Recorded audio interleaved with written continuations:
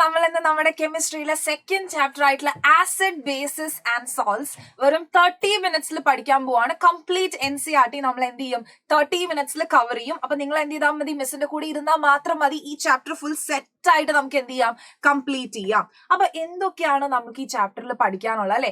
ഏതെങ്കിലും ഒരു ചാപ്റ്റർ പഠിക്കുന്നതിന് മുമ്പ് എന്തൊക്കെ ടോപ്പിക്സ് ഉണ്ടെന്ന് അറിഞ്ഞാൽ പിന്നെ നമുക്ക് എന്ത് ചെയ്യാം, ഈസി ആയിട്ട് പഠിക്കാം. അപ്പൊ ആകെ 6 ടോപ്പിക്സേ നമുക്ക് പഠിക്കാനുള്ളൂ. ആസിഡ്സിന്റെയും ബേസിന്റെയും പ്രോപ്പർട്ടി, പിന്നെ ഇൻഡിക്കേറ്റേഴ്സിനെ പറ്റി, പിന്നെ എന്താണ് ആസിഡിന്റെയും ബേസിന്റെയും കുറച്ച് റിയാക്ഷൻസ്, പിന്നെ അവരുടെ സ്ട്രെങ്തിനെ പറ്റി, പിന്നെ എന്തൊക്കെയാണ് സോൾട്ട്, ചില ഇമ്പോർട്ടന്റ് സോൾട്സും അവരുടെ പ്രിപ്പറേഷൻസും നമുക്ക് പഠിക്കാനുണ്ട്. ഈസി സിമ്പിൾ ചാപ്റ്റർ ആണ്. നമുക്ക് വേഗം തന്നെ എന്ത് ചെയ്യാം, ചാപ്റ്ററിലേക്ക് കടക്കാം. അപ്പൊ പ്രോപ്പർട്ടീസ് ഓഫ് ആസിഡ്സ് ആണ് നമുക്ക് ആദ്യം പഠിക്കാനുള്ളത്. അപ്പൊ നിങ്ങൾക്കൊക്കെ ഞാൻ കുറച്ച് നാരങ്ങ തരുവാണെങ്കിൽ നിങ്ങൾക്ക് എന്ത് ചെയ്യും, അത് കഴിക്കുമ്പോൾ അതിനൊരു സൂറാണ് അല്ലെ, ഒരു പുളിപ്പാണ് നാരങ്ങയ്ക്ക്. അപ്പൊ അതേപോലെ ആസിഡ് എന്ന് പറയുമ്പോൾ നാരങ്ങയിലുള്ളത് എന്താ, സിട്രിക് ആസിഡ് ആണ് അല്ലെ. അപ്പൊ ആസിഡ്സിന്റെ ടേസ്റ്റിനെ കുറിച്ച് ചോദിച്ചാൽ നിങ്ങൾ എന്ത് പറയും, ആസിഡ്സിന് സോർ ടേസ്റ്റ് ആണ്. എല്ലാ ആസിഡ്സിനെയും പോയിട്ട് നമുക്ക് എന്ത് ചെയ്യാൻ പറ്റില്ല, ടേസ്റ്റ് ചെയ്യാൻ പറ്റില്ല, കെമിക്കൽസ് ആണ് അല്ലെ. സൾഫ്യൂരിക് ആസിഡ് ഒക്കെ എടുത്ത് കുടിച്ചു കഴിഞ്ഞാൽ തീർന്നു. അപ്പൊ എന്താണ് നമുക്കറിയാം, നാരങ്ങയില്, ലെമണില് അല്ലെങ്കിൽ സിട്രസ് ഫ്രൂട്ട്സ് കഴിക്കുമ്പോൾ അതിനൊക്കെ ഒരു പുളിയുണ്ട്. അപ്പൊ ആസിഡ്സിന് ജനറലി എന്താണ്, സോറിൻ ടേസ്റ്റ് ആണ് ആസിഡ്സ് എന്ന് പറയുന്നത്. അതേപോലെ അവരെങ്ങനെയാണ്, ഒരു ആള് ആസിഡ് ആണെങ്കിൽ അവനെ ഞാൻ വെള്ളത്തിൽ കൊണ്ടിടുമ്പം അവൻ എന്ത് തരും എനിക്ക്, H+ അയൺസിനെ തരും. വെള്ളത്തിൽ ഞാൻ കൊണ്ടുപോയി ഇടുമ്പം അവൻ H+ അയൺസിനെ തരും. ആസിഡുകൾ എന്ത് ചെയ്യും, H+ അയൺസിനെ തരും. പിന്നെ എങ്ങനെയാ, അവര് കൊറോസിവ് ഇൻ നേച്ചർ ആണ്. നമ്മുടെ ഡ്രസ്സിലോ അല്ലെങ്കിൽ നമ്മുടെ കയ്യിലോ മീത്തോ അല്ലെങ്കിൽ എവിടെയോ സർഫസിലൊക്കെ തട്ടിക്കഴിഞ്ഞാൽ എന്ത് പറ്റും, നമുക്കറിയാലേ. നിങ്ങൾ ലാബിൽ ആസിഡ് എടുക്കുമ്പോൾ അറിയാതെ അങ്ങനെ യൂണിഫോമിലൊക്കെ ചെറുതായിട്ട് തെറിച്ചു കഴിഞ്ഞാൽ യൂണിഫോമിൽ ചെറിയ ഹോൾ വീഴും. കയ്യിലൊക്കെ വീണ് കഴിഞ്ഞാൽ ചെറിയ ബേണിംഗ് സെൻസേഷൻ വരും. അപ്പൊ ആസിഡ്സ് എന്ന് പറഞ്ഞാൽ എങ്ങനെയാണ്, ദേ ആർ കൊറോസിവ് ഇൻ നേച്ചർ. ഇനി എന്താണ് നമ്മൾ പറയുന്നത്, സ്ട്രോങ് ആസിഡ്. ആസിഡ്സിനെ നമുക്ക് 2 രീതിയിൽ ക്ലാസിഫൈ ചെയ്യാം, സ്ട്രോങ് ആസിഡ് എന്നും വീക്ക് ആസിഡ് എന്നും. അപ്പൊ ഒരാള് സ്ട്രോങ് ആസിഡ് ആവുന്നത് എപ്പോഴാ, അവൻ എനിക്ക് ചോദിക്കുമ്പോ തന്നെ എന്ത് ചെയ്യും, H+ അയൺസിനെ തരും. പെട്ടെന്ന് തന്നെ അവൻ H+ അയൺസിനെ തരുന്നുണ്ടെങ്കിൽ നമ്മൾ പറയും അവൻ സ്ട്രോങ് ആണ്. ഇനി വീക്ക് ആണെങ്കിൽ എന്താ ചെയ്യാ, അവൻ പെട്ടെന്ന് തന്നെ H+ അയൺസിനെ തരില്ല. അവൻ ഫുൾ ആയിട്ട് എന്ത് ചെയ്യില്ല, ഡിസോസിയേറ്റ് ചെയ്യില്ല, പാർഷ്യലി ആണ് ഡിസോസിയേറ്റ് ചെയ്യുന്നതെങ്കിൽ നമ്മൾ എന്ത് പറയും, അത് വീക്ക് ആസിഡ് ആണ്. അപ്പൊ സ്ട്രോങ് ആസിഡിന്റെ എക്സാമ്പിൾസ് ആരാണ്, നമ്മുടെ കിങ് ഓഫ് കെമിക്കൽസ് ആയിട്ടുള്ള സൾഫ്യൂരിക് ആസിഡ്, അതേപോലെ തന്നെ hydrochloric acid, then nitric acid. ഇവരൊക്കെയാണ് സ്ട്രോങ് ആസിഡ്. അപ്പൊ വീക്ക് ആസിഡ് ഏതൊക്കെയാണ്, acetic acid, oxalic acid, lactic acid ഒക്കെ. ലാക്റ്റിക് ആസിഡ് എന്തിലുള്ളതാണ്, മിൽക്കിലൊക്കെ ഉള്ളതാണ് ലാക്റ്റിക് ആസിഡ് എന്ന് പറയുന്നത്. ഇനി കോൺസെൻട്രേറ്റഡ് ആസിഡ്സ്. എന്താണ് കോൺസെൻട്രേറ്റഡ് എന്ന് പറഞ്ഞാൽ, ആസിഡ്സിന്റെ എമൗണ്ട് കൂടുതലാണ്, more amount of acid and less amount of water. വെള്ളത്തിന്റെ എമൗണ്ട് കുറവും ആസിഡ്സിന്റെ എമൗണ്ട് കൂടുതലും ആണെങ്കിൽ നമ്മൾ എന്ത് പറയും, ഇറ്റ് ഇസ് കോൺസെൻട്രേറ്റഡ് ആസിഡ്. ഇനി ഡൈല്യൂട്ട് ആസിഡ് എന്ന് പറഞ്ഞാൽ എന്താണ്, more amount of water and less amount of acid. ആസിഡിന്റെ എമൗണ്ട് കുറവാണ്, അതിനെയാണ് നമ്മൾ എന്ത് പറയാ, ഡൈല്യൂട്ട് ആസിഡ് എന്ന് പറയുന്നത്. അപ്പൊ പ്രോപ്പർട്ടീസ് ഓഫ് ആസിഡ്സ് നമ്മൾ പഠിച്ചു. ഇനി ആസിഡിനെ എങ്ങനെയാ ഡൈല്യൂട്ട് ചെയ്യേണ്ടതെന്ന് അറിഞ്ഞില്ലെങ്കിൽ വളരെ വളരെ സീനാണ്. നമുക്ക് ലാബിലൊക്കെ പോകുമ്പോൾ നിങ്ങൾക്ക് ഇനി ഹയർ ക്ലാസ്സസിലാണെങ്കിലും ആസിഡിനെ ഡൈല്യൂട്ട് ചെയ്യാനുണ്ടാവും. അപ്പൊ ആസിഡിനെ ഡൈല്യൂട്ട് ചെയ്യുമ്പോൾ എന്താണ്, ആസിഡിലേക്ക് വെള്ളമാണോ ഒഴിക്കണ്ടേ, വെള്ളത്തിലേക്ക് ആസിഡ് ആണോ ഒഴിക്കണ്ടേ അല്ലെ, 2 ക്വസ്റ്റ്യൻ വരും. വെള്ളത്തിലേക്ക് ആസിഡ് ഒഴിക്കണോ മിസ്, അതോ ആസിഡിലേക്ക് വെള്ളം ഒഴിക്കണോ? അപ്പോ ആസിഡിലേക്ക് വെള്ളം ഒഴിക്കാനാണ് നിങ്ങൾ പ്ലാൻ ചെയ്തിരിക്കുന്നതെങ്കിൽ ഒരിക്കലും അങ്ങനെ ചെയ്യാൻ പാടില്ല. നമ്മൾ എന്ത് ചെയ്യണം, വെള്ളത്തിലേക്ക് ചെറിയ ചെറിയ ഡ്രോപ്സ് ആയിട്ട് ആസിഡ് ചേർക്കാനേ പാടുള്ളൂ. എപ്പോഴും എന്ത് ചെയ്യണം, നമ്മൾ എന്ത് ചെയ്യണം, വാട്ടർ ടു ആസിഡ്, ആസിഡിലേക്ക് എന്ത് ചെയ്യണം, അതായത് വാട്ടറിലേക്ക് എന്ത് ചെയ്യണം, ചെറിയ ചെറിയ ചെറിയ ഡ്രോപ്സ് ആയിട്ട് നമ്മൾ എന്ത് ചെയ്ത് കൊടുക്കണം, ആസിഡ് ഒഴിച്ചു കൊടുക്കണം. ഒരിക്കലും നേരെ തിരിച്ച് ആസിഡിലേക്ക് എന്ത് ചെയ്യരുത്, നമ്മള് വെള്ളം ഒഴിച്ചു കൊടുക്കരുത്. ആസിഡിലേക്ക് വെള്ളം ഒഴിച്ചു കൊടുത്തു കഴിഞ്ഞാൽ എന്ത് സംഭവിക്കും, അതൊരു എക്സോതെർമിക് റിയാക്ഷൻ, പൊട്ടിത്തെറിക്കും, ഫുൾ എല്ലായിടത്തേക്കും സ്പ്ലാഷ് ആവും, നിങ്ങളുടെ മേത്തൊക്കെ വീഴും, ഒരുപാട് ഹീറ്റ് ലിബറേറ്റ് ചെയ്യും. It is very very very dangerous. So നമ്മൾ എന്താണ്, while diluting acids it recommended that acid should be added to water. ആസിഡിനെയാണ് വെള്ളത്തിലേക്ക് ഇടേണ്ടത്, നേരെ തിരിച്ച് ചെയ്യാൻ പാടില്ല. ആസിഡിനെ വെള്ളത്തിലേക്ക് ഒറ്റയടിക്ക് കമത്താണോ ചെയ്യുക, അല്ല, വെള്ളത്തിലേക്ക് ചെറിയ ചെറിയ ചെറിയ ഡ്രോപ്സ് ആയിട്ട് ചേർത്ത് നമ്മൾ എന്ത് ചെയ്യണം, ഡൈല്യൂട്ട് ചെയ്യണം. കാരണം എന്താണ്, process of dissolving A acid or base in water is highly exothermic. വളരെ എക്സോതേർമിക് എന്ന് പറഞ്ഞാൽ എന്താ, ഹീറ്റ് പുറത്തേക്ക് ലിബറേറ്റ് ചെയ്യുന്ന റിയാക്ഷൻ ആണ്. അപ്പൊ വളരെ എക്സോതേർമിക് റിയാക്ഷൻ ആണ് ഡൈല്യൂഷൻ എന്ന് പറയുന്നത്. അതുകൊണ്ടാണ് നമ്മൾ എന്ത് ചെയ്യുന്നത്, ഇതുപോലെ ചെയ്തു കൊടുക്കുന്നത്. ഓക്കെ, ഇനി ബേസിന്റെ പ്രോപ്പർട്ടീസ് എടുത്തു കഴിഞ്ഞാൽ നമ്മൾ പറഞ്ഞു ആസിഡ്സിന് സോർ ടേസ്റ്റ് ആണെങ്കിൽ ബേസിന് എന്ത് ടേസ്റ്റാ, ബേസിന് ബിറ്റർ ടേസ്റ്റ് ആണ്. ആസിഡ്സിന് സോർ ആണ് ടേസ്റ്റ് എങ്കിൽ ബേസിന് എങ്ങനെയാണ്, ബിറ്റർ ടേസ്റ്റ് ആണ്. ബേസിസ് എന്ത് തരും, OH മൈനസ് അയൺസിനെ തരും അക്വസ് സൊല്യൂഷനിൽ. അക്വസ് സൊല്യൂഷനിൽ OH മൈനസ് അയൺസിന് തരുന്നവരാണ് ബേസിസ് എന്ന് പറയുന്നത്. ഇനി സ്ട്രോങ് ബേസ് ആണെങ്കിലോ, ആസിഡ്സിൽ H+ അയൺസ് ആണ് തരുന്നത് അല്ലെ. പെട്ടെന്ന് H+ അയൺസ് തരുവാണെങ്കിൽ നമ്മൾ പറയും എന്താ, സ്ട്രോങ് ആസിഡ് ആണ്. അപ്പൊ ബേസിൽ എങ്ങനെയായിരിക്കും, നമുക്ക് സ്ട്രോങ് ബേസിസ് എന്ന് പറയുമ്പോൾ അവർ എന്ത് ചെയ്യും, വേഗം തന്നെ നമുക്ക് OH മൈനസ് അയോൺസ്, ഞാൻ ചോദിക്കുമ്പോൾ തന്നെ അവൻ എന്ത് ചെയ്യും, എനിക്ക് OH മൈനസ് അയോൺസിന് എടുത്തു തരുവാണെങ്കിൽ അവർ സ്ട്രോങ് ബേസിസ് ആണ്. ആരൊക്കെ, NaOH, KOH, CaOH twice, calcium hydroxide. എന്തായിരുന്നു ഇവന്റെ നിക് നെയിം, ഇവനെ വീട്ടിൽ വിളിക്കുന്ന പേര് എന്തായിരുന്നു, സ്ലീക്കഡ് ലൈം എന്ന് വിളിക്കും അല്ലെ. CaOH twice നമ്മൾ എന്ത് വിളിക്കും, സ്ലീക്കഡ് ലൈം എന്ന് വിളിക്കും. ഇനി വീക്ക് ബേസിസ് എന്ന് പറയുമ്പോൾ എന്താണ്, NH4OH is a weak base. Ammonium hydroxide എന്ന് പറയുന്നത് ഒരു വീക്ക് ബേസ് ആണ്. ഇനി ബേസിസിൽ തന്നെ എന്താണ് ആൽക്കലീസ് എന്ന് ചോദിക്കും നിങ്ങളുടെ അടുത്ത്. വെള്ളത്തിൽ സോല്യൂബിൾ ആവുന്ന ബേസിസിനെ നമ്മൾ വിളിക്കുന്ന പേരാണ് ആൽക്കലീസ്. വാട്ടർ സോല്യൂബിൾ ബേസിസിനെ നമ്മൾ വിളിക്കുന്ന പേരാണ് ആൽക്കലീസ് എന്ന് പറയുന്നത്. അപ്പൊ ആൽക്കലീസ് എന്ന് പറഞ്ഞാൽ എന്താണ്, വെള്ളത്തിൽ സോല്യൂബിൾ ആവുന്ന ബേസിസിനെ നമ്മൾ വിളിക്കുന്ന പേരാണ് alkalis. Example NaOH, KOH, CaOH twice ഒക്കെ എന്താണ്, ആൽക്കലീസ് ആണ്. വാട്ടർ സോല്യൂബിൾ ബേസിസിനെ വിളിക്കുന്ന പേരാണ് ആൽക്കലീസ് എന്ന് പറയുന്നത്. ഓർത്തിരിക്കുക. ഇനി ഒരാൾ ആസിഡ് ആണോ ബേസ് ആണോ എന്ന് പോയിട്ട് എനിക്ക് ടേസ്റ്റ് ഒന്നും ചെയ്ത് നോക്കാൻ പറ്റില്ല അല്ലെ. എനിക്ക് പോയിട്ട് ഉപ്പുണ്ടോ പുളിയുണ്ടോ അല്ലെങ്കിൽ സോറാണോ ബിറ്റർ ആണോ ഒന്നും ടേസ്റ്റ് ചെയ്ത് നോക്കാൻ പറ്റില്ല. അപ്പൊ ഒരാൾ ആസിഡ് ആണോ ബേസ് ആണോ എന്ന് എനിക്ക് പറഞ്ഞു തരുന്ന ആളുകളെയാണ് നമ്മൾ ഇൻഡിക്കേറ്റേഴ്സ് എന്ന് വിളിക്കുന്നത്.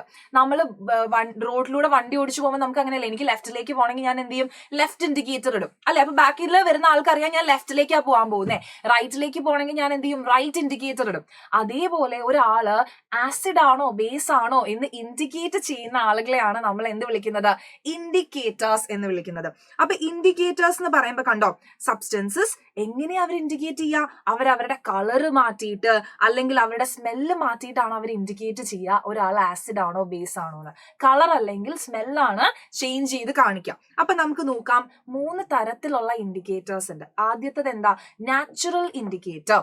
രണ്ടാമത്തത് എന്താ, സിന്തറ്റിക് ആയിട്ടുള്ള ഇൻഡിക്കേറ്റർ, അതായത് നമ്മൾ തന്നെ മെയ്ഡ് ചെയ്ത് ആർട്ടിഫിഷ്യൽ ആയിട്ട് ഉണ്ടാക്കിയ മാൻമെയ്ഡ് ഇൻഡിക്കേറ്റേഴ്സ്. മൂന്നാമത്തെ എന്താ, ഓൾ ഫാക്ടറി ഇൻഡിക്കേറ്റേഴ്സ്. അപ്പൊ ഓരോന്നായിട്ട് നോക്കാം. നാച്ചുറൽ ഇൻഡിക്കേറ്റർ എന്ന് പറഞ്ഞാൽ നാച്ചുറലി എക്സിസ്റ്റ് ചെയ്യുന്ന സബ്സ്റ്റൻസസ് ആണ്.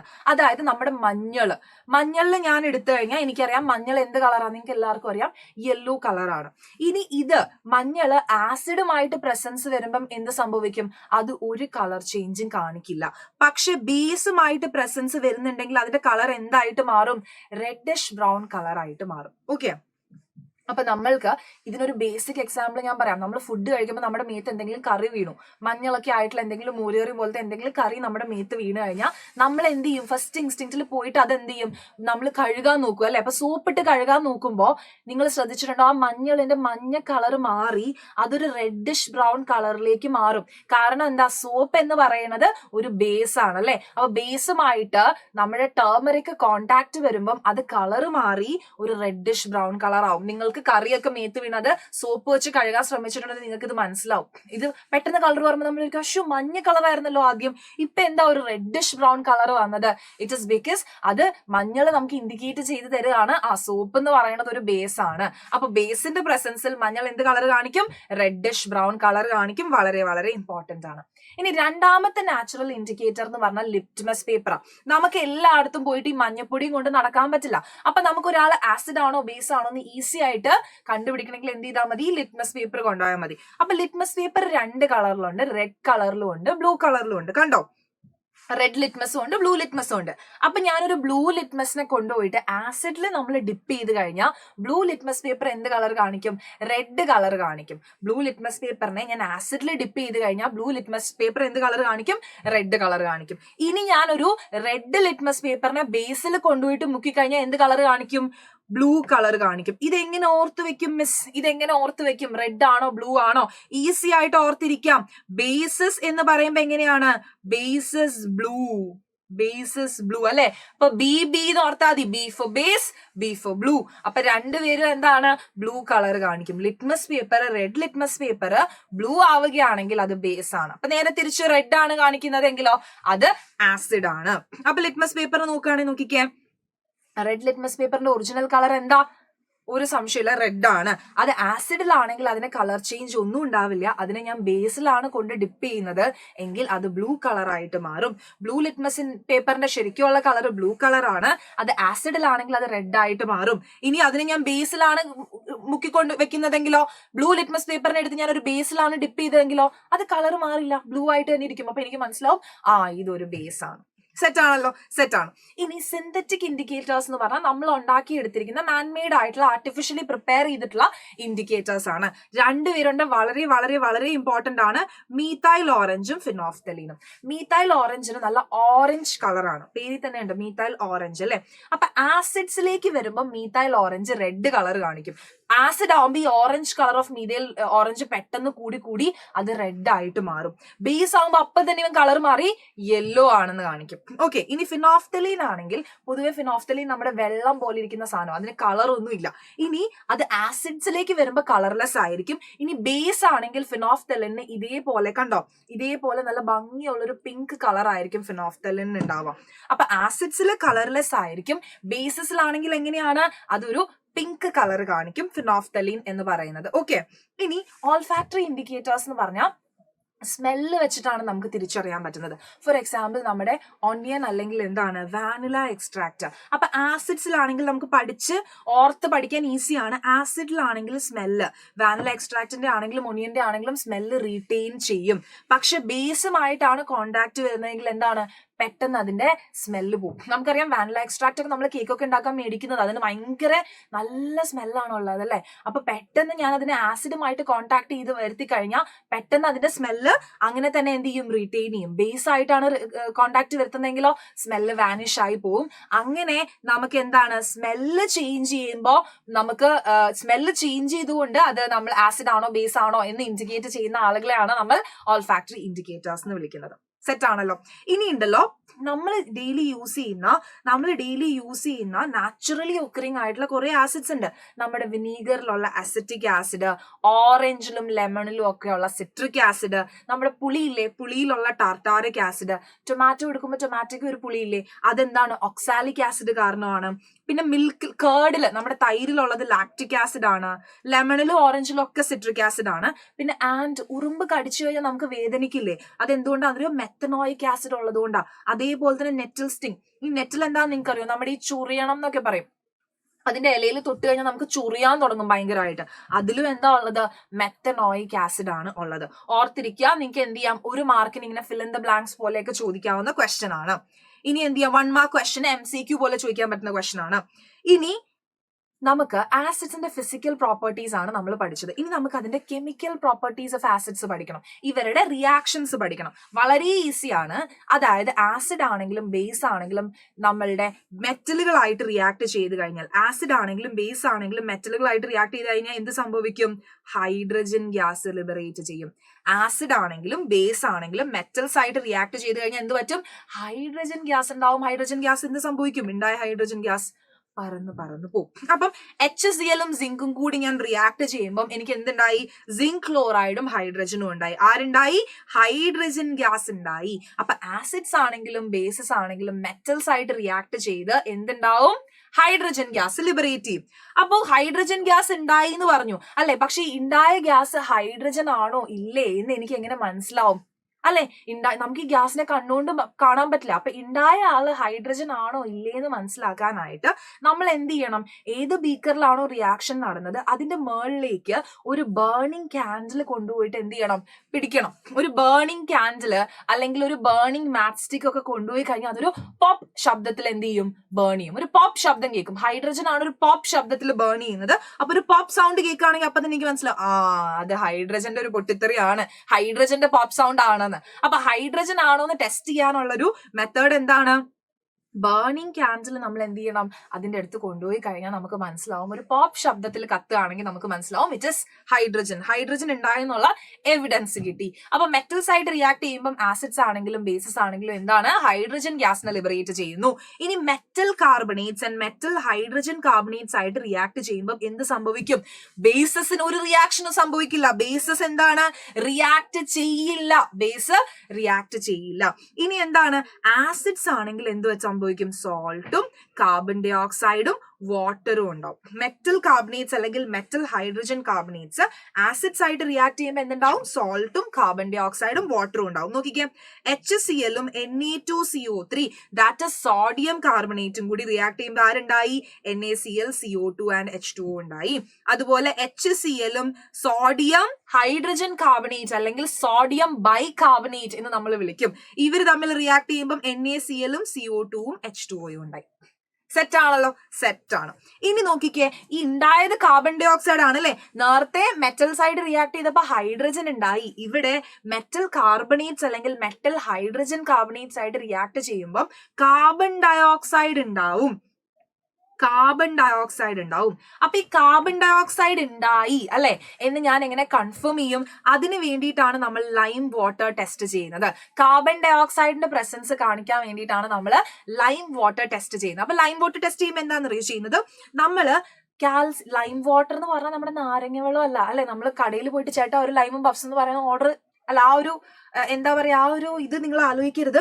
എന്താണ് ലൈം വാട്ടർ എന്ന് പറഞ്ഞാൽ CaOH2 ഇല്ലേ, അതിന്റെ സൊല്യൂഷനെയാണ് നമ്മൾ ലൈം വാട്ടർ എന്ന് പറയുന്നത്. അതായത് സ്ലേക്കഡ് ലൈം ഇല്ലേ, കാൽസ്യം ഹൈഡ്രോക്സൈഡിന്റെ സൊല്യൂഷൻ ഇല്ലേ, അതിലേക്ക് ഞാൻ ഇങ്ങനെ കാർബൺ ഡൈ ഓക്സൈഡിനെ പാസ് ചെയ്യും. അപ്പൊ എന്ത് പറ്റും, ആദ്യം ഇതിങ്ങനെ ക്ലിയർ ആയിട്ട് കളർലെസ് ആയിട്ട് ഇരിക്കുന്നതായിരിക്കും. കാർബൺ ഡൈ ഓക്സൈഡിനെ പാസ് ചെയ്ത് കഴിയുമ്പോൾ അത് എന്താവും, അത് മിൽക്കി കളർ ആയിട്ട് മാറും. കണ്ടോ, മിൽക്കി കളർ ആയിട്ട് മിൽക്ക് പോലെയായിട്ട് മാറി. അപ്പൊ അങ്ങനെ മിൽക്കി ആയിട്ട് മാറിക്കഴിഞ്ഞാൽ നമ്മൾ പറയും കാർബൺ ഡൈ ഓക്സൈഡിന്റെ പ്രസൻസ് എന്ത് ചെയ്തിട്ടുണ്ട്, ഡിറ്റക്ട് ചെയ്തിട്ടുണ്ട്. ഇനി കുറച്ചു നേരം ഞാൻ വീണ്ടും വീണ്ടും വീണ്ടും ഇതിലേക്ക് CO2 പാസ് ചെയ്ത് കൊടുക്കുകയാണെങ്കിൽ എന്ത് പറ്റും, ഈ മിൽക്കിനെസ് ഡിസപ്പിയർ ചെയ്യും. പിന്നെയും പിന്നെയും ഞാൻ CO2നെ വീണ്ടും വീണ്ടും പാസ് ചെയ്ത് കൊടുക്കുകയാണെങ്കിൽ എന്ത് സംഭവിക്കും, മിൽക്കിനെസ് ഡിസപ്പിയർ ചെയ്ത് പോകും. കണ്ടോ, നോക്ക്, CaOH2ലേക്ക് CO2 ആഡ് ചെയ്ത് കൊടുക്കുമ്പോൾ CaCO3 ഉണ്ടാവും. ഈ CaCO3 എന്താ ചെയ്യാന്നറിയോ, ഇതിങ്ങനെ പ്രസിപ്പിറ്റേറ്റ് ചെയ്യും. അതുകൊണ്ടാണ് ഒരു മിൽക്കി കളർ വരുന്നത്. പിന്നെയും ഈ CaCO3ലേക്ക് നമ്മൾ എന്ത് ചെയ്യാണ്, കാർബൺ ഡൈ ഓക്സൈഡിനെ ആഡ് ചെയ്യുമ്പോൾ കാൽസ്യം ബൈകാർബണേറ്റ് ഉണ്ടാവുകയാണ്. ഈ കാൽസ്യം ബൈകാർബണേറ്റ് എങ്ങനെയാണെന്നറിയോ, ഇറ്റ് ഇസ് സോല്യൂബിൾ. അത് സോല്യൂബിൾ ആണ്. അതുകൊണ്ടാണ് കുറച്ചു നേരം കഴിയുമ്പോൾ എന്ത് പറ്റുന്നത്, ഈ മിൽക്കി കളർ വാനിഷ് ആയി പോകുന്നത്. അപ്പൊ നമ്മൾ എന്ത് പഠിച്ചു, കാർബൺ ഡൈ ഓക്സൈഡ് ഉണ്ടായോ ഇല്ലേ എന്ന് അറിയാൻ വേണ്ടി ലൈം ടെസ്റ്റ് ചെയ്ത് നോക്കിയാൽ മതി എന്ന് പഠിച്ചു. ഇനി നമ്മൾ ആസിഡും ബേസും തമ്മിൽ റിയാക്ട് ചെയ്ത് കഴിഞ്ഞാൽ എന്ത് പറ്റും, നമുക്കറിയാം ആസിഡും ബേസും തമ്മിൽ റിയാക്ട് ചെയ്ത് കഴിഞ്ഞാൽ എന്ത് പറ്റും, ഇവര് ന്യൂട്രലൈസ് ആയി പോയിട്ട് സോൾട്ടും വാട്ടറും ഉണ്ടാവും. ഈ റിയാക്ഷനെ നമ്മൾ വിളിക്കുന്ന പേരാണ് ന്യൂട്രലൈസേഷൻ റിയാക്ഷൻ. ഫോർ എക്സാമ്പിൾ, HCl-ഉം NaOH-ഉം തമ്മിൽ റിയാക്ട് ചെയ്ത് കഴിഞ്ഞാൽ ആരുണ്ടാവും, NaCl-ഉം H2O-യും ഉണ്ടാവും. NaCl-ഉം H2O-യും ഉണ്ടാവും. That is A neutralisation reaction. ഇനി വളരെ ഇമ്പോർട്ടന്റ് ആണ്, മെറ്റാലിക് ഓക്സൈഡ്സ് ആസിഡ്സ് ആയിട്ട് റിയാക്ട് ചെയ്യാണ്. Okay, reaction of metallic oxides with acids.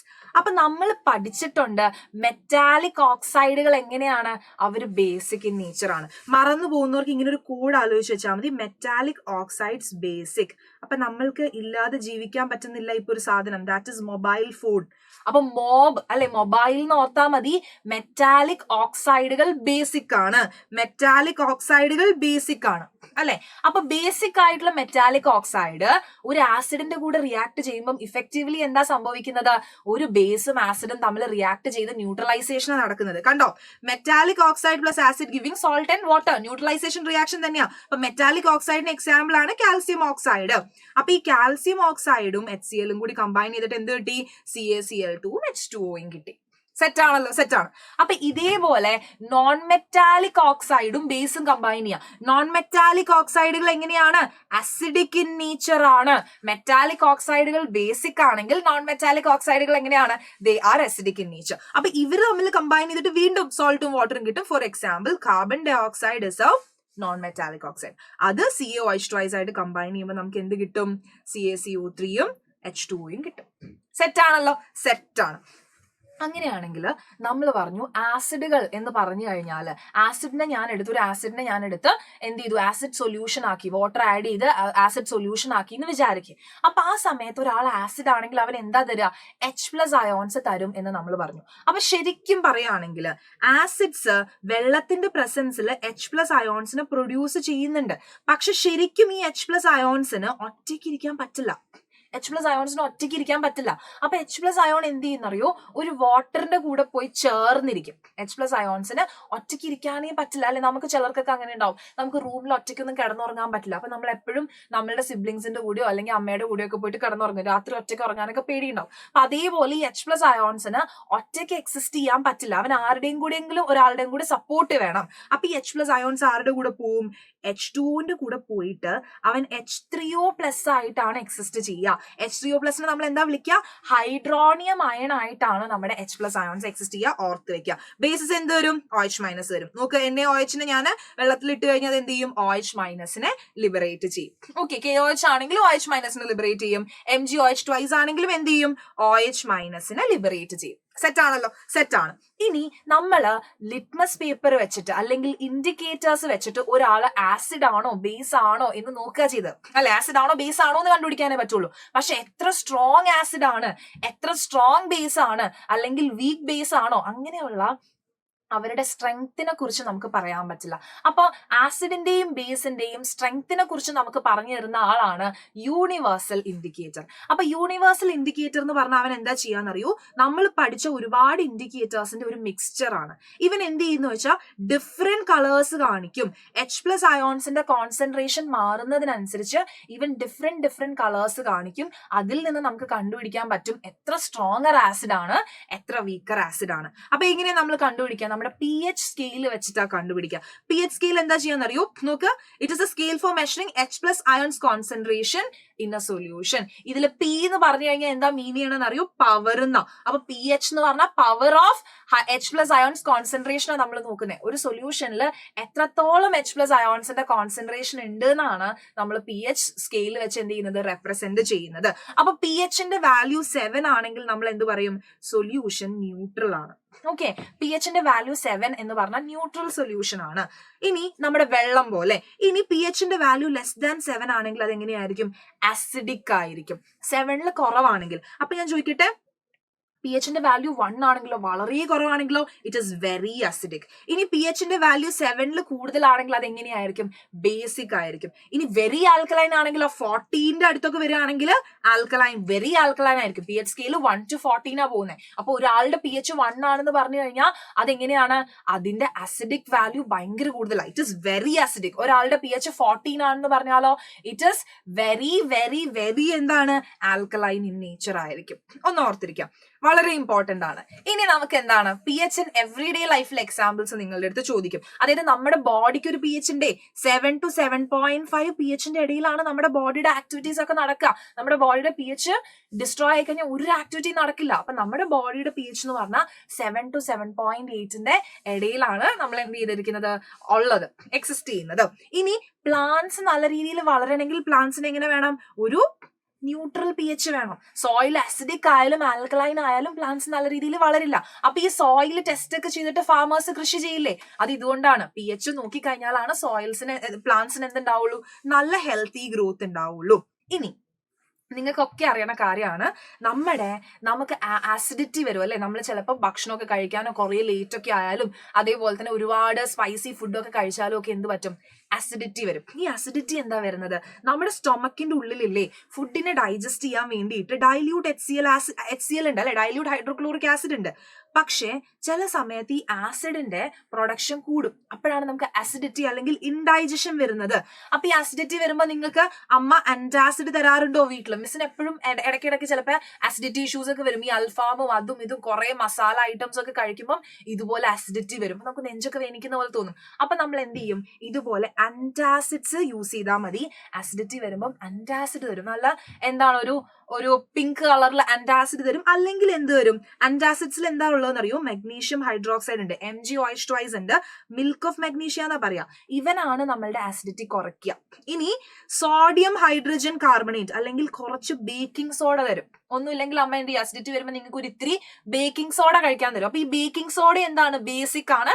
So അതെന്ത് ചെയ്യും, ഈ ആസിഡ് വയറ്റിന്റെ ഉള്ളിലുള്ള ആസിഡിനെ ന്യൂട്രലൈസ് ചെയ്യും. ഓക്കെ, അപ്പൊ അതേപോലെ നമ്മുടെ ഡൈജസ്റ്റീവ് സിസ്റ്റത്തിനും എന്താണ്, ഇങ്ങനെ അസിഡിറ്റി വരുന്ന സമയത്ത് നമ്മൾ എന്ത് ചെയ്യാണ്, ആന്റാസിഡ്സ് കഴിച്ചാണ് ന്യൂട്രലൈസ് ചെയ്യുന്നത്. ഇനി നമ്മുടെ പല്ല് ഡീക്കേ ആവുന്നത്, ബ്രഷ് ട്വൈസ് എ ഡേ എന്ന് പറഞ്ഞിട്ടല്ലേ നമ്മൾ എപ്പോഴും പറയും 2 തവണ ബ്രഷ് ചെയ്യണം, ബ്രഷ് ട്വൈസ് എ ഡേ എന്ന് പറയും. അപ്പം എന്തുകൊണ്ടാണെന്ന് ചോദിച്ചാൽ നമ്മുടെ വായിൽ കുറെ ബാക്ടീരിയാസ് ഉണ്ട്. അപ്പൊ ഈ ബാക്ടീരിയാസ് എന്ത് ചെയ്യുന്ന വെച്ചാൽ ഷുഗറിനെ ആസിഡ്സ് ആയിട്ട് കൺവേർട്ട് ചെയ്യും. അപ്പൊ ഈ ആസിഡ് എന്ത് ചെയ്യും നോക്ക്, നമ്മുടെ pH 5.5 താഴെ ആയി കഴിഞ്ഞാൽ എന്ത് സംഭവിക്കും, ടൂത്ത് ഡീക്കേ ആവും. ഓക്കെ, ടൂത്ത് ഡീക്കേ ആവും. സോ നമ്മുടെ ടൂത്ത് പേസ്റ്റ് എന്ന് പറയുന്നത് ബേസിക് ആണ്. അതുകൊണ്ടാണ് രാത്രി കിടക്കുന്നതിന് മുമ്പൊക്കെ എന്ത് ചെയ്യണം, പല്ല് തേച്ചിട്ട് കിടക്കണം. സോ ദാറ്റ് ഫുഡിന്റെ ഒന്നും ഉണ്ടാവില്ല വായുടെ ഉള്ളിൽ. സോ ദാറ്റ് എന്ത് പറ്റും, ഒരു ആസിഡിക് ആയി ടൂത്ത് ഡീക്കയുടെ കാര്യങ്ങളൊന്നും നടക്കില്ല. ഓക്കെ, അതുകൊണ്ടാണ് നമ്മൾ എന്ത് ചെയ്യുന്നത്, ബ്രഷ് ചെയ്യാനൊക്കെ പറയുന്നത്. കണ്ടോ, എല്ലാം കെമിസ്ട്രി ആയിട്ട് റിലേറ്റഡ് ആണ്. ഇനി നമുക്ക് എന്ത് പഠിക്കണം, ആസിഡ്സ് എന്താണെന്ന് നമ്മൾ പഠിച്ചു, ബേസ് എന്താണെന്ന് പഠിച്ചു. ചാപ്റ്ററിന്റെ പേരിൽ ഒരാളും കൂടി ഉണ്ട്, സോൾട്സ്. ഓൾറെഡി നമ്മൾ പറഞ്ഞു ആസിഡും ബേസും ചേർന്ന് ഉണ്ടാവുന്ന ആളാണ് അല്ലെ, നമ്മുടെ ന്യൂട്രലൈസേഷൻ റിയാക്ഷനിൽ ഉണ്ടാവുന്ന ആളാണ് സോൾട്ട്. പലതരത്തിൽ പല കളറുകളിൽ കുറെ സോൾട്സ് ഉണ്ട്. അപ്പൊ ഈ സോൾട്ടിലേക്ക് വരുമ്പോൾ നമുക്കറിയാം, ഒരു സ്ട്രോങ് ആസിഡും ഒരു വീക്ക് ബേസും ചേർന്ന് ഉണ്ടാവുന്ന സോൾട്ട് എങ്ങനെയാണെന്ന് ചോദിക്കും. അപ്പൊ നിങ്ങൾ ആലോചിക്കുക, ഒരാള് സ്ട്രോങ് ആസിഡും വീക്ക് ബേസും ആ. അപ്പൊ ഉണ്ടാവുന്ന സോൾട്ടിന് ആരുടെ പ്രോപ്പർട്ടി ആയിരിക്കും ഉണ്ടാവുക, സ്ട്രോങ് ആയിട്ടുള്ള ആളുടെ പ്രോപ്പർട്ടി ഉണ്ടാവുക അല്ലെ. അപ്പൊ അതെങ്ങനെയായിരിക്കും, ആസിഡിക് സോൾട്ട് ആയിരിക്കും.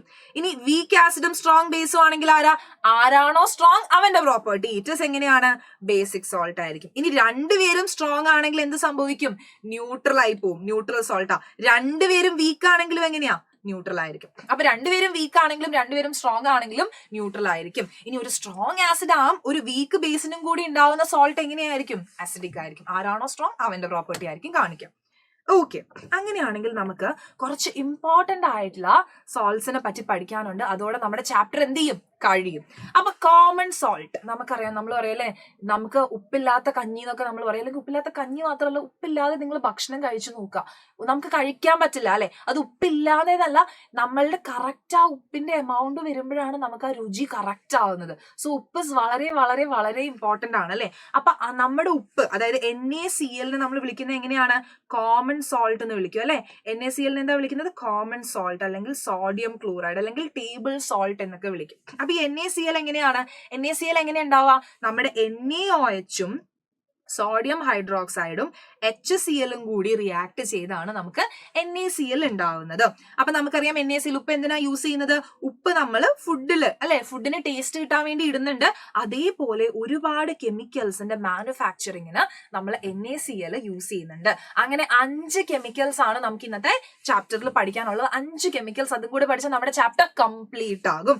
അപ്പൊ എങ്ങനെയാണ് സോഡിയം ക്ലോറൈഡ് റോ മെറ്റീരിയൽ ആയിട്ട് നമ്മൾ ഉണ്ടാക്കുന്ന ആദ്യത്തെ കെമിക്കലാണ് സോഡിയം ഹൈഡ്രോക്സൈഡ് NaOH എന്ന് പറയുന്നത്. അപ്പൊ ഈ NaOH എങ്ങനെയാണെന്ന് നമ്മൾ ഉണ്ടാക്കുക, NaOH ഉണ്ടാക്കുന്ന process is very very famous. It is ക്ലോർ alkali process. അപ്പൊ ഈ ക്ലോർ ആൽക്കലി പ്രോസസ്സിൽ നമ്മൾ എന്ത് ചെയ്യുന്ന അറിയൂ, ഉപ്പില്ലേ NaCl നമ്മളൊരു സൊല്യൂഷൻ ആക്കും. Solution of sodium chloride, NaCl ഒരു സൊല്യൂഷൻ ഉണ്ടാക്കും. അതായത് NaCl വെള്ളം കൂടി ചേർത്തൊരു സൊല്യൂഷൻ ഉണ്ടാക്കും. അതിനെ നമ്മൾ വിളിക്കുന്ന പേരാണ് ബ്രൈൻ സൊല്യൂഷൻ. ഈ ബ്രൈൻ സൊല്യൂഷനെ ഇലക്ട്രോലിസിസ് ചെയ്യുമ്പോഴാണ് എന്ത് നമുക്ക് കിട്ടുന്നത്, NaOH കിട്ടുന്നത്. ഈ NaCl plus H2O എന്താ വിളിക്കുന്നത്, NaCl plus H2O എന്താ വിളിക്കുന്നത്, ബ്രൈൻ സൊല്യൂഷൻ എന്ന് വിളിക്കും. ഈ ബ്രൈൻ സൊല്യൂഷനെ ഇലക്ട്രോലിസിസ് ചെയ്യുമ്പോഴാണ് നമുക്ക് എന്ത് കിട്ടുന്നത്, NaOH കിട്ടുന്നത്. ഓക്കെ, അപ്പൊ എന്തുകൊണ്ടാണ് ഇതിനെ ക്ലോർ ആൽക്കലി പ്രോസസ് എന്ന് വിളിക്കുന്നതെന്ന് ചോദിച്ചാൽ NaOHന്റെ കൂടെ നമുക്ക് ആരെയും കൂടി കിട്ടുന്നുണ്ട്, ക്ലോറിനെയും കൂടി കിട്ടുന്നുണ്ട്. അപ്പൊ ക്ലോർ ആൽക്കലി എന്ന് പറഞ്ഞാൽ ക്ലോറിനും ഒരു ആൽക്കലി ആയിട്ടുള്ള NaOHും കിട്ടുന്നുണ്ട് എന്നുള്ളതാണ് മീൻ ചെയ്യുന്നത്. അപ്പൊ ഇനി നിങ്ങളുടെ അടുത്ത് ചോദിക്കും, ക്ലോറിൻ ഇലക്ട്രോലിസിസ് ആണ് നടക്കുന്നത്, ഇങ്ങനെയാണ് ഇലക്ട്രോലിസിസ് നടക്കുന്നത് അല്ലെ.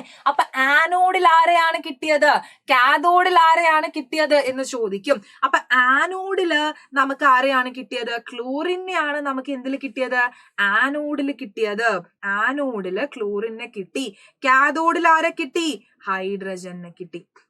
കാഥോഡ് അല്ലെ. കാഥോഡിൽ നമുക്ക് ആരെ കിട്ടി? ഹൈഡ്രജനെ കിട്ടി. ആനോഡിൽ നമുക്ക് ക്ലോറിനെ കിട്ടി. സെറ്റ് ആണല്ലോ, സെറ്റ് ആണ്. അങ്ങനെയാണ് ഈ അടുത്ത കെമിക്കലിലേക്ക് പോകുന്നതിന് മുമ്പ് ഈ കിട്ടിയിട്ടുള്ള NaOH നമ്മൾ എന്തിനാ യൂസ് ചെയ്യണമെന്ന് നോക്കണം. അതായത് എന്തിനാ? സോപ്സ്, ഡിറ്റർജൻസ് മേക്കിങ്ങിന് യൂസ് ചെയ്യുന്നുണ്ട്, മെറ്റൽസിനെ ഡീഗ്രീസ് ചെയ്യാൻ യൂസ് ചെയ്യുന്നുണ്ട്, പേപ്പർ മേക്കിങ്ങിനും ആർട്ടിഫിഷ്യൽ ഫൈബേഴ്സും ഒക്കെ ഉണ്ടാക്കാൻ വേണ്ടി നമ്മൾ എന്ത് ചെയ്യുന്നുണ്ട്? NaOH യൂസ് ചെയ്യുന്നുണ്ട്. ഇനി നമുക്ക് കിട്ടിയ ക്ലോറിനെയോ വാട്ടർ ട്രീറ്റ്മെന്റിനും സ്വിമ്മിംഗ് പൂൾസിലും ഡിസിൻഫെക്റ്റന്റും ഒക്കെ ആയിട്ടും പെസ്റ്റിസൈഡ്സിലും CFCസിലും PVCയിലും ഒക്കെ നമ്മൾ എന്ത് ചെയ്യുന്നുണ്ട്? ക്ലോറിൻ യൂസ് ചെയ്യുന്നുണ്ട്. ഹൈഡ്രജനെ ഫ്യൂവൽസിലും അമോണിയ ഉണ്ടാക്കാനും ഫെർട്ടിലൈസേഴ്സിലും, അല്ലെ അമോണിയ നമ്മൾ ഫെർട്ടിലൈസർ ആയിട്ടാണ് യൂസ് ചെയ്യുന്നത്, അതിലൊക്കെ നമ്മൾ എന്തുണ്ട്? ഹൈഡ്രജനെ യൂസ് ചെയ്യുന്നുണ്ട്. അപ്പൊ നമുക്ക് ക്ലോർ ആൽക്കലി പ്രോസസ്സിന് കിട്ടുന്ന NaOH ആയിക്കോട്ടെ, Cl2 ആയിക്കോട്ടെ, H2 ആയിക്കോട്ടെ, എല്ലാത്തിനും നമുക്ക് എന്താണ്? Has got many uses. അപ്പൊ നമ്മൾ ആദ്യത്തെ സോൾട്ട് പഠിച്ചു അല്ലെ, NaCl യൂസ് ചെയ്ത് ഉണ്ടാക്കുന്ന ആദ്യത്തെ ആളാണ് NaOH. രണ്ടാമത്തെ ആൾ ആരാണ്? നമ്മളുടെ ബ്ലീച്ചിങ് പൗഡർ ആണ് അല്ലെ. അപ്പൊ ബ്ലീച്ചിങ് പൗഡർ എങ്ങനെയാണ് ഉണ്ടാക്കുന്നതെന്ന് അറിയോ? ബ്ലീച്ചിങ് പൗഡർ എങ്ങനെയാണ് നമ്മൾ ഉണ്ടാക്കുന്നത്? Bleaching powder is produced by the action of ക്ലോറിനെ നമ്മൾ ഡ്രൈ സ്ലീക്കഡ് ലൈമിലേക്ക് പാസ് ചെയ്ത് വിടും. ക്ലോറിനെ നമ്മൾ എന്ത് ചെയ്യും? CaOH twice. ഞാൻ പറഞ്ഞു, നമ്മൾ നേരത്തെ ലൈം വാട്ടർ എന്നൊക്കെ പറഞ്ഞു അല്ലെ. അപ്പം സ്ലീക്കഡ് ലൈമിലേക്ക് CaOH ട്വൈസ് സ്ലീക്കഡ് ലൈം, അതിലേക്ക് നമ്മൾ ക്ലോറിൻ പാസ് ചെയ്ത് വിട്ട് കഴിഞ്ഞാൽ നമുക്ക് എന്ത് കിട്ടും? CaOCl2 കിട്ടും. CaOCl2 that is bleaching powder. Bleaching പൗഡറിന്റെ കെമിക്കൽ ഫോർമുല എപ്പോഴും ചോദിക്കും. That is CaOCl2. CaOCl2 calcium oxychloride എന്നാ പറയാ. Calcium oxychloride. ഇനി ബ്ലീച്ചിങ് പൗഡർ നമ്മൾ എന്തിനൊക്കെയാ യൂസ് ചെയ്യുന്നത്?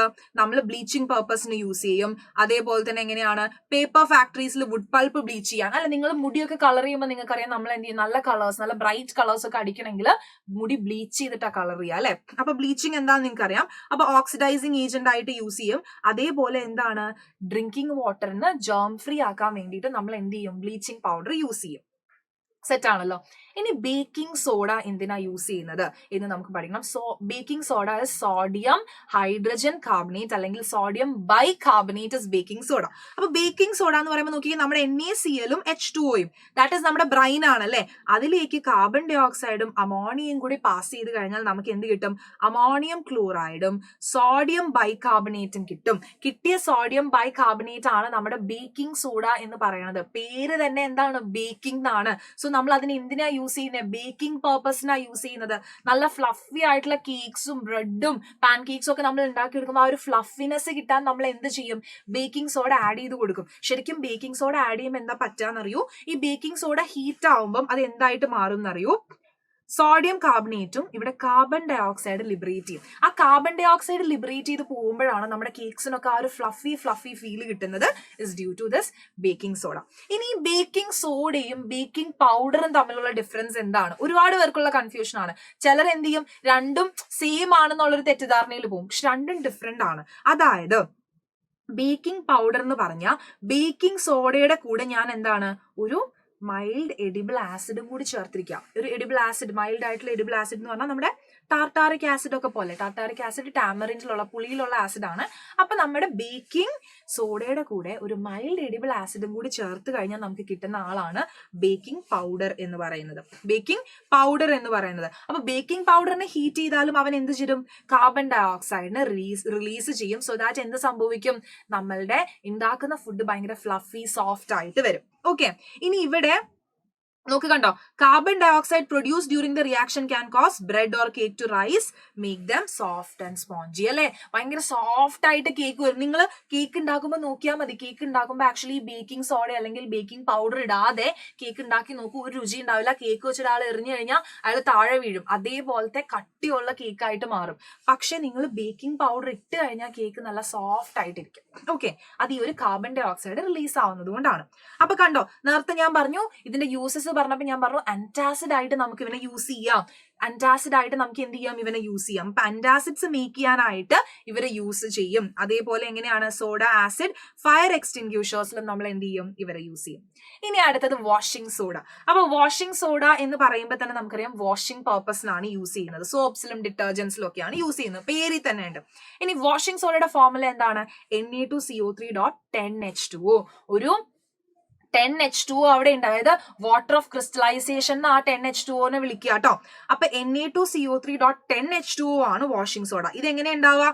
സോഡിയം കാർബണേറ്റ് റീക്രിസ്റ്റലൈസ് ചെയ്തിട്ടാണ് നമുക്ക് എന്തുണ്ടാവുന്നത്? Na2CO3.10H2O എന്ന് പറയുന്ന വാഷിംഗ് സോഡ ഉണ്ടാവുന്നത്. ഓർത്ത് ഇരിക്കുക. വാഷിംഗ് സോഡയുടെ ഫോർമുല എപ്പോഴും ചോദിക്കാറുള്ളതാണ്. സോഡിയം കാർബണേറ്റ് .10H2O മറന്നു പോരുത്. ഇനി വാഷിംഗ് സോഡ എന്തിനാ നമ്മൾ യൂസ് ചെയ്യുന്നത്? ഗ്ലാസ്, സോപ്പ് ആൻഡ് പേപ്പർ ഇൻഡസ്ട്രീസിൽ യൂസ് ചെയ്യുന്നുണ്ട്. സോഡിയം കോമ്പൗണ്ട്സ് ആയിട്ടുള്ള ബൊറാക്സ് ഒക്കെ ഉണ്ടാക്കാൻ യൂസ് ചെയ്യുന്നുണ്ട്.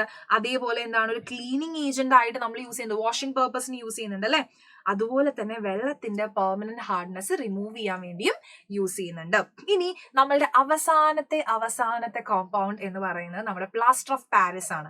അപ്പൊ നിങ്ങളുടെ കൈയൊക്കെ ഒടിഞ്ഞിട്ടുണ്ടെങ്കിൽ നിങ്ങൾക്ക് അറിയാം, നമ്മൾ ഫ്രാക്ചർ ഇടുമ്പോൾ നമ്മൾ യൂസ് ചെയ്യുന്നത് ഈ പ്ലാസ്റ്റർ ഓഫ് പാരീസ് ആണ്. അല്ലെങ്കിൽ നല്ല ഭംഗിയുള്ള ടോയ്സ് ഒക്കെ ഉണ്ടാക്കാനും ഒക്കെ നമ്മൾ എന്ത് ചെയ്യുന്നുണ്ട്? ഈ പ്ലാസ്റ്റർ ഓഫ് പാരീസ് യൂസ് ചെയ്യുന്നുണ്ട്. അപ്പൊ പ്ലാസ്റ്റർ ഓഫ് പാരീസ് എങ്ങനെ ഉണ്ടാക്കുന്നതെന്ന് വെച്ച് കഴിഞ്ഞാൽ CaSO4.2H2O എന്ന് പറയുന്ന ആരാണ്?